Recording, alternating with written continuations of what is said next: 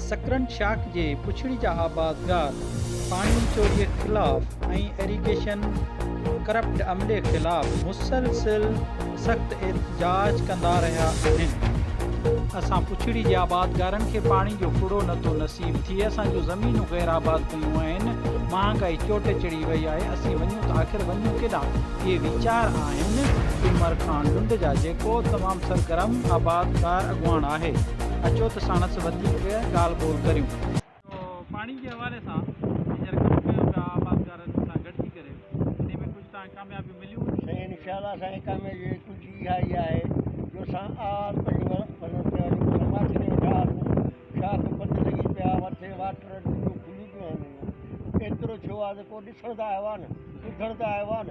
हर कंहिं माण्हू खे ॿुधायूं पिया त बाबा ॾिसो, जे असांजी नाजाइज़ी हुजे त असांखे चओ त जंहिंजी 100 एकड़ आहे 100 एकड़ जो 6 एकड़ त आबाद कयो आहे।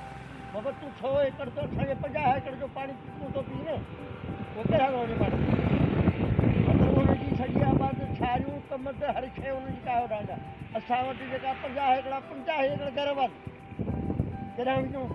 ज़रूरत सां पिता हूं कंदासीं, सभु कंदासीं। अॼु पाणी छा कमाई आहे त असांजे वटि जेका जेका जिदोजहद तव्हां कई पई इन में भला जेके गवर्नमेंट जा नुमाइंदा या अमलदार उन्हनि कुझु सहकार कयो छा? इंजीनियर साहिबु पाण आयो आहे कल्ह, पाण विज़िट कई अथसि, मीडियूं ॾिठियूं अथसि, लिफ्टूं ॾिठियूं अथसि, वाटर कोर्स ॾिठा अथसि। सभु मूंखे ॿुधा हीउ इदारो आहे, पाणी जो इदारो आहे। हाणे हिकिड़ो नंढो ऑफिसर आहे, बेज़दार आहे, दारोगा आहे, इहे जेके आहिनि पाणी जा घणी थी थी आहे न। पाणी आहे आबादगारनि जे लाइ। हाणे हू 5 रुपया वठो ऐं पाणी पिया तव्हांखे ॾियनि नाजाइज़। हुननि जो 100 एकड़ जो 100 एकड़ आबाद, असांजा 50 एकड़ बि गैर आबाद पिया हलिया। असांखे रहनि हाणे जेका असांजी हले पई, कुझु न कुझु थिए पियो, अञा हले पियो कमु। असां बि कोशिशि कयूं था, दोस्तनि खे यारनि खे साईं खे चयो अथऊं, साईं गुलामकार साहिब खे बि चयोसीं बाबा असां करायो कुल्हो कुल्हे था मिलनि न, त पोइ हाणे असां माठ करे वेही रहंदासीं, बुख ते हाणे मौत बि कोन वेही सघंदासीं।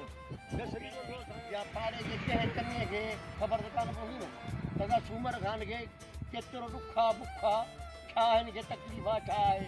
हाणे असां तकलीफ़ ॿुधायूं पिया, हाणे जे नथा कनि था अरे असां ॾींदा न, असांखे बि चवणु सवलो लॻंदो त बाबा असां लाइ त कुझु कोन कयो अथव न, असां माठ खे वेठा आहियूं, हाणे कहिड़ा बचा था अचूं।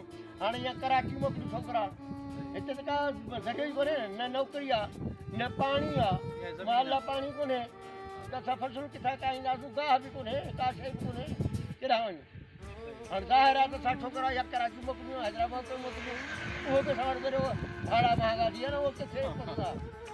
इहे अहिड़ियूं त हालतूं लॻी पियूं आहिनि। कोशिशि कयूं पिया, हाणे अलाह मालिक आहे।